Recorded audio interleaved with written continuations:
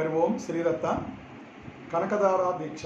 ఇది శ్రీ మహాలక్ష్మి అనుగ్రహం కోసం మీ ఇంటిలో ఉన్న వస్తువులతోనే ఎటువంటి పెద్దగా ఖర్చు లేకుండా అత్యంత సులభంగా చేసుకోవచ్చు. తీవ్రమైనటువంటి ఆర్థికపరమైన ఇబ్బందులు ఉన్నవాళ్ళు, అలాగే నూతన గృహములు కానీ, కొత్త ఉద్యోగాలు కానీ, కొలువులు కానీ, ఇలాంటి వాటి కోసం దేనికోసమైనా ఆరాటపడేవాళ్ళు ఈ దీక్షను చేస్తే అమ్మవారి అనుగ్రహం కలిగి మీ చేతి నిండా డబ్బు నడుస్తూ ఉంటుందన్నమాట. ఈ మహాలక్ష్మి అనుగ్రహం కోసం చేసే ఈ కనకదార దీక్షకి దీక్షా సమయం మండలం పాటు చేయొచ్చు. అనగా 40 రోజులు అంటే 41 రోజులు అనమాట. లేదంటే ఏదైనా ఒక నెలలో, అంటే మన హిందూ సాంప్రదాయ పద్ధతి పంచాంగం నెలలో, అంటే చైత్రం వైశాఖం చేస్తూ అలాంటి ఏదైనా ఒక నెలలో, అంటే ఉదాహరణకి రేపు వచ్చే శ్రావణ మాసం పాడ్యం నుండి అమావాస్య వరకు 30 రోజులు, లేదా శ్రావణ మాసమే చేద్దాం అనుకున్నా, లేదంటే ఏ నెలలో చేద్దాం అనుకున్నా కొన్ని శుక్రవారాలు, శ్రావణ మాసం అయితే ఉదాహరణకి 5 శుక్రవారాలు, లేదు ఇంకా ఎక్కువ చేద్దామంటే శ్రావణ మాసంలో వచ్చే 4 మంగళవారాలు, 5, 4 కలిపి 9 రోజులు అనమాట చేయవచ్చు. అలాగే ఓన్లీ మంగళవారాలు చేయవచ్చు. శ్రావణ మాసమే కాకుండా ఏ నెలలోనైనా సరే చేయవచ్చు, ఎప్పుడైనా సరే చేయవచ్చు. ఈ దీక్షకి నియమావళి ఏంటంటే ఉదయం 9:30 నుండి ఉదయం 3:30 గంటలకు లేచి కాలకృత్యాలన్నీ తీర్చుకొని ఉతికి ఆరబెట్టిన సాంప్రదాయబద్ధమైనటువంటి వస్త్రములు, అనగా కాటన్ పంచే పైన కండువా వేసుకొని ఉండాలి. ప్యాంట్లు షర్ట్లు వేసుకోకూడదు. సాంప్రదాయ వస్త్రం ఇంట్లోనే కాబట్టి, బయటికి వెళ్ళినప్పుడు మామూలుగా మీకు నచ్చిన బట్టలు వేసుకొని మళ్ళీ వెళ్ళిపోవచ్చు పూజ అయిపోయిన తర్వాత.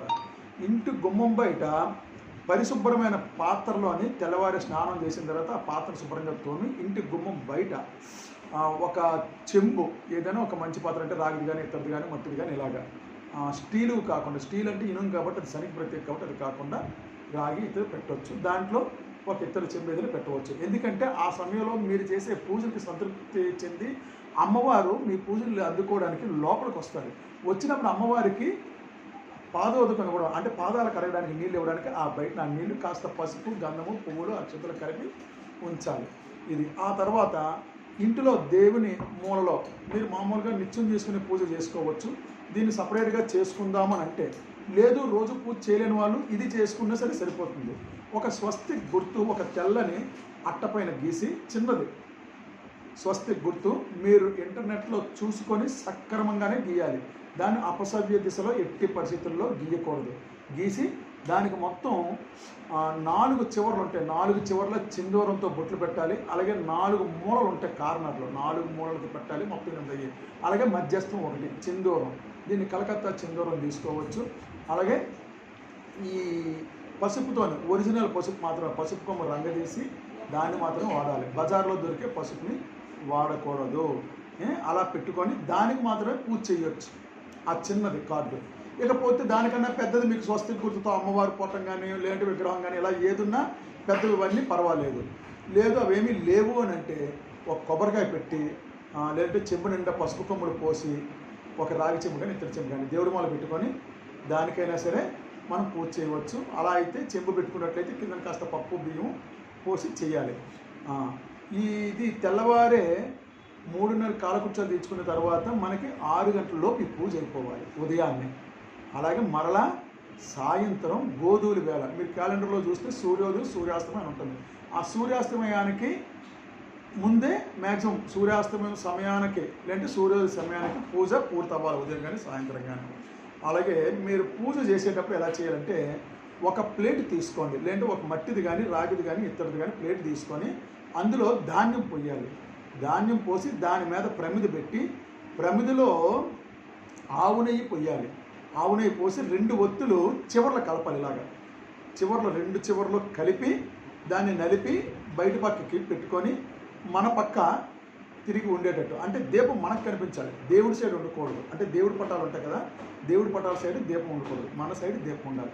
ఉండేటట్టుగా మీ కుడి చేయికి ఎదురుగా ఆ పీఠం ఏదైతే ఉందో మీ ఇంట్లో ఆ పీఠం మీద పెట్టాలి. ఇది ఒక దీపం. ఏమంటే 2 ఒత్తులు కలిపి ఒక దీపంగానే వెలిగించాలి.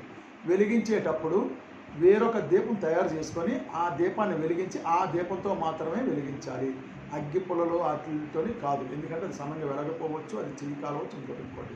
లేకపోతే 2వ దీపం ఎడమ పక్క పెట్టాలి. ఆ దీపం ఎలాగంటే దానికి కూడా కింద ఒక పాత్ర తీసుకొని ఒక ప్లేట్ కానీ ఏదైనా ఇత్తడిది కానీ రాగిది కానీ లేదంటే మట్టిది కానీ పర్వాలేదు, కొంచెం పెద్దది.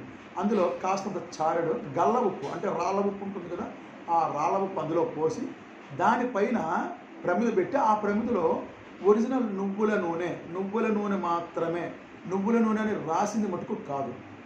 నాకు తెలిసి మార్కెట్లో ఉదయం అనే కంపెనీది బాగుందని కొంతమంది అంటున్నారు, అలాగే పతంజలి వాటిది కూడా బాగుంది. మీరు పట్టించుకున్న చాలా మంచిది.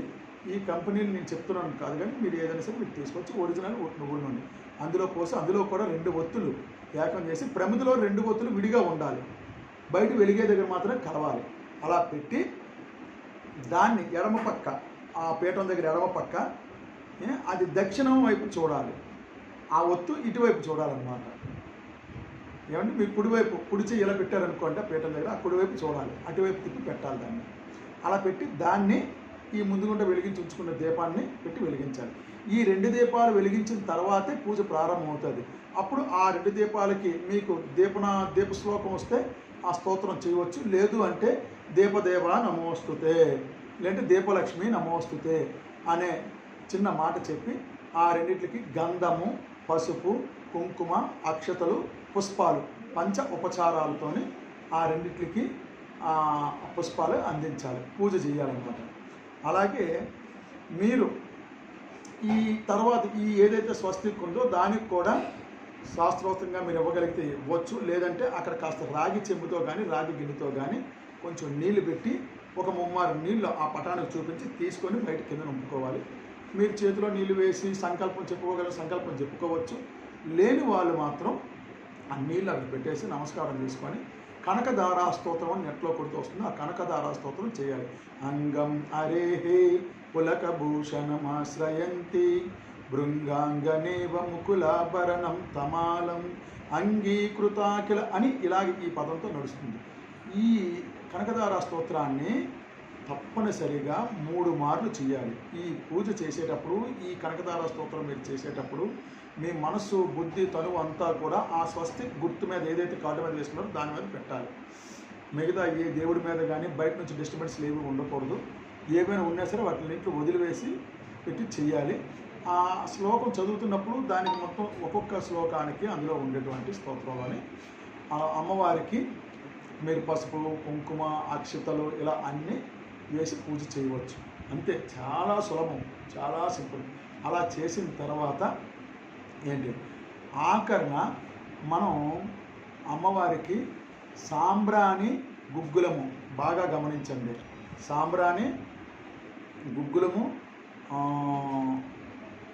అలాగే పసుపు పొడి, అలాగే పచ్చ కర్పూరం అని ఉంటుంది. ఆ పచ్చ కర్పూరము, అలాగే వసకొమ్ము, చాలామంది దుకాణాల్లో ఆ గల్లాపెట్ల బదులు వసకొమ్ము, చిన్నపిల్లలు కూడా నూరు పడతారు. ఆ వసకొమ్ము మిక్సీ ఆడి లేదంటే దంచుకొని ఆ పొడితోని ధూపం వెయ్యాలి. ఏమంటే బాగా గమనించండి, ఈ వీటితోని ఆ ధూపం వేసి ఈ పచ్చకర్పూరం ఏదైతే ఉందో ఆ పచ్చకర్పూరంతోనే హారతి ఇవ్వాలి. మామూలు పెట్రోలియం కెమికల్ అని మనకి ముద్ద కర్పూరం దొరుకుతుంది, దాంతో హారతి ఇవ్వకూడదు, పచ్చకర్పూరంతోనే హారతి ఇవ్వాలి.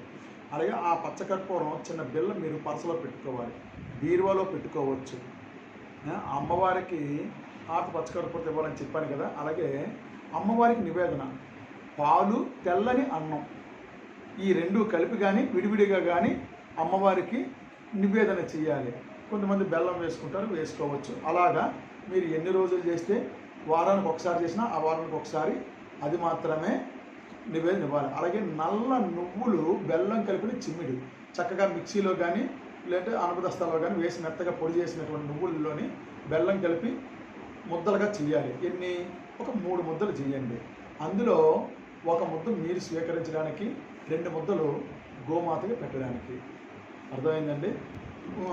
లేదంటే 1 ముద్ద నల్లని కుక్కకి, 1 ముద్ద ఆవుకి పెట్టాలన్నమాట. అది అమ్మవారికి నివేదన చేయాలి. ఇలాగా ఏంటంటే పాలు, అన్నము, లేదంటే 2 కలిపినవి కానీ, లేదంటే బెల్లం వేసి, చక్కెర అంటే పంచదార వేయకూడదు. గమనించండి, పంచదారలో దుమ్ములు అంటే స్కెల్టిన్ పొడి కలుస్తుంది కాబట్టి అలాంటి వాటిని వేసి మనం నివేదన చేయకూడదు. బెల్లం వేసి చేయాలి. అమ్మవారికి కంపల్సరిగా పూజ ఆఖరిన మనం నివేదించాల్సింది తాంబూలము దక్షిణ కంపల్సరిగా అమ్మవారికి ఆ నోటి దగ్గర చూపించి పటం ఉంటే, లేదంటే ఆ స్వస్తి గుర్తు దగ్గర అమ్మవారిగా భావన చేసి తాంబూలం చూపించి తాంబూలం పక్కన వేయాలి. అలాగే సాత్విక ఆహారం మాత్రమే మీరు భుజించవలను. సాత్విక ఆహారం అంటే ఎటువంటి నిషిద్ధమైనటువంటి ఆహారాలు తినకుండా సాత్విక ఆహారం మాత్రం తినాలి. అలాగే అమ్మవారికి సమర్పించినట్టు ఈ పాలు అన్నము ఏదైతే ఉందో ఆ ప్రసాదాన్ని మీరు, అలాగే మీకు ఈ పూజలో ఏమైనా సహకరించినటువంటి మీ కుటుంబ సభ్యులకు మాత్రమే ఇవ్వాలి. ఎట్టి పరిస్థితుల్లోని బయట వాళ్ళకి, మీ బంధువులైనా మీ ఇంట్లో నివసించలేని బయట బంధువులకి ఇవ్వరాదు. మీరు మాత్రమే దాన్ని స్వీకరించాలి. వీలైతే ఏకభుక్తము, ఉదయం ఆ ప్రసాదం తినడం, మధ్యాహ్నం కానీ రాత్రి చుక్క చూసి కానీ ఒక పూట భోజనం చేయడం. లేదంటే ద్విభుక్తం, ఏదో పెద్ద పనులు అవి చేసేవాళ్ళు కొంతమంది ఉండలేరు, వాళ్ళు మధ్యాహ్నం రాత్రి తినవచ్చు, ఉదయం నిలాహారం ఉంది. లేదంటే ఉదయం ఈ ప్రసాదం స్వీకరించి మళ్ళీ రాత్రికి ఆహారం స్వీకరించవచ్చు. అలా ద్విభుక్తం. 3 పూట్ల తింటే కానీ నేను ఉండలేను అని కొంతమంది షుగర్ ఇలాంటివి ఉన్నవాళ్ళు పెద్దవాళ్ళు అయితే వాళ్ళు చక్కగా అన్నీ తిని చేసుకోవచ్చు. కానీ సాత్విక ఆహారమే. ఎందుకంటే మిగతా నిషిద్ధ ఆహారాలు పెద్దవాళ్ళైనా వయసు మీరిన వాళ్ళైనా సరే తినకుండా ఉంటే మంచిదన్నమాట.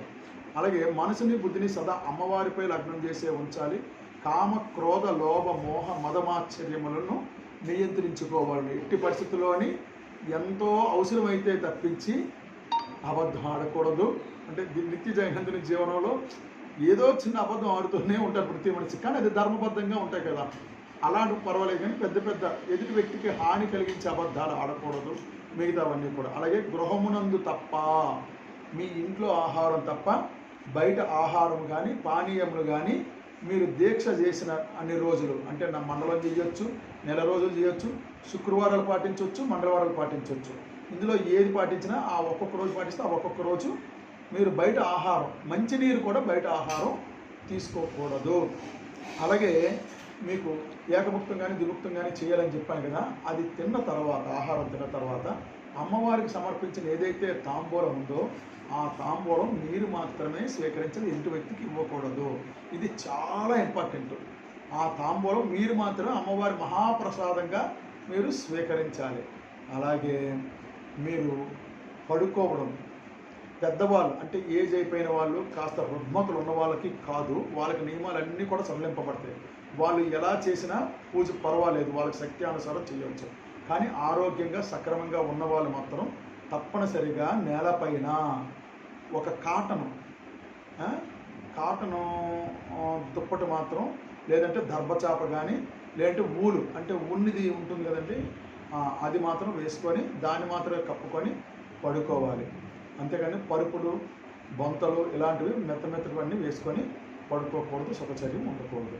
అలాగే బ్రహ్మచర్యము తప్పక పాటించాలి. బ్రహ్మచర్యము అంటే మీరు మీ భార్యతో సంగమించడం అనేది కాదు, బయట వ్యక్తుల్ని మనం తప్పుగా మనం చూడకూడదు. అలాగే సదా బ్రహ్మతో చరించి ఉండాలి అని అర్థం. అంటే మన మనసు బుద్ధి ఎప్పుడు కూడా భగవంతున్నే, ఎవరిని చూసినా అమ్మవారే కనిపించాలి. మనకి ఏ జీవిని చూసినా అమ్మవారినే కనిపించాలి. ఇది బ్రహ్మచర్యం అంటే, దాన్ని కంపల్సరిగా పాటించాలి. అయితే ఇది మనం ప్రారంభించడం విశ్వావసు నామ సంవత్సరం, అంటే రేపు జూలై 25 నుండి ఆగస్టు 23 వరకు శ్రావణ మాసం ఉంది. కాబట్టి ఈ నెల రోజులు చేసుకుంటే అమ్మవారి అనుగ్రహం చాలా మెండుగా కలుగుతుంది.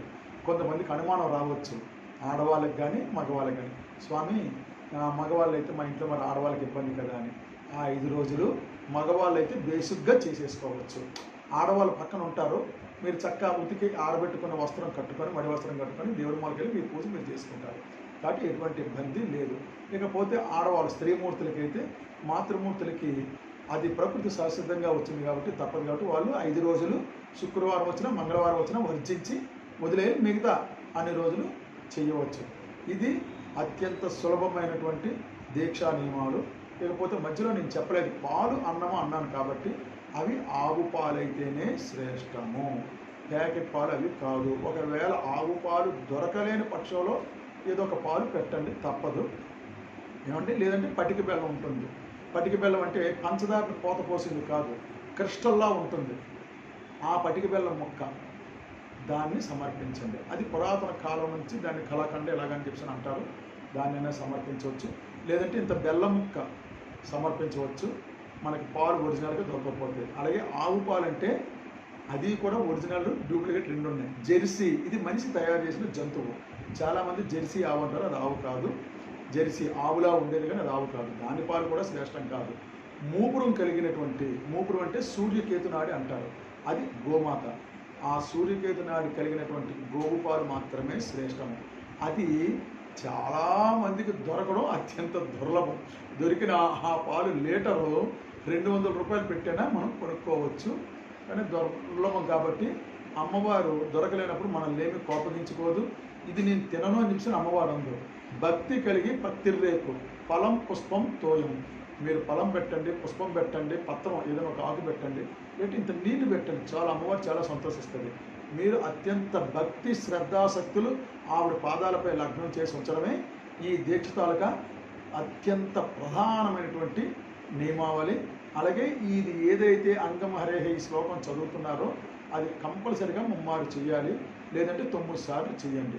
చేసినప్పుడు మీకు ఎటువంటి డిస్టర్బెన్స్ ఉండకుండా ఉండాలి. అది మటుకు గుర్తుంచుకోండి. ఉదయం సాయంత్రం కూడా చేయాలి. ఉద్యోగాలు చేసేవారు సాయంత్రం సంధ్య వేళ మాకు సమయం లేట్ అవుతుంది కదా స్వామి అని కొంతమంది అడుగుతారు. వాళ్ళు ఏ సమయానికి వస్తే ఆ సమయానికి కాలకృత్యాలన్నీ తెచ్చుకొని స్నానం చేసి శుచిగా వెళ్ళి పూజ చేసుకోవచ్చు. కాలాత్రికమనం అయినంత మాత్రాన ఇబ్బంది లేదు. అమ్మవారికి అన్నీ తెలుసు. మిమ్మల్ని సదా రక్షించుగాక. మీ ఇంట సకల సౌభాగ్యాలు కూడా కురువుగాక. అమ్మవారి అనుగ్రహం మీపై సంపూర్ణంగా ఉండుగాక. పరమేశ్వర అనుగ్రహ సిద్ధిరస్తు. రాజగృహే రాజద్వారే సర్వదా దిగ్విజయమస్తు. శ్రీ మహాలక్ష్మి కరుణాకృపా కటాక్ష వీక్షణ సిద్ధిరస్తు. ఆయురారోగ్యాభివృద్ధిరస్తు. సర్వత్రా దిగ్విజయమస్తు. హరి ఓం శ్రీదత్త. అందరికీ జయం, శుభం. ఓం. ఇట్లు మీ గురుదేవులు స్వామి సాయిదత్త లోకేశ్వరానంద మహారాజ్, శ్రీ సాయిదత్త మానసపేటం, విశాఖపట్నం, పెందుర్తి. Phone number 7981756410. మీరు ఎప్పుడైనా ఈ నెంబర్ని సంప్రదించండి. ఒక్కసారే ఫోన్ చేయండి. నేను ఏదైనా పనిలో ఉంటే ఫోన్ లిఫ్ట్ చేయలేకపోవచ్చు, కానీ తర్వాత మిస్డ్ కాల్ చూసి మీకు నేను చేస్తాను. మీ సందేహాలకు అన్నింటికి నేను సమాధానం ఇస్తాను. మీరు చేసింది తప్ప ఉప్ప అని మీరు బాధపడవద్దు, భయపడవద్దు. మీరు ఎలా చేసినా అమ్మ అనుగ్రహిస్తుంది. అమ్మ కోపగించుకోదు. మన అమ్మ చాలా దయగలది, చాలా కరుణామృత కల్పవల్లి. అమ్మ అంటేనే ఆ పదం అందరూ చెప్తారు. కాబట్టి లోకాలను వెళ్ళే కల్పతల్లి కాబట్టి ఎటువంటి భయం అవసరం లేదు. ఎలా చేసినా భక్తి కలిగి చేయడం ప్రధానం. జయం.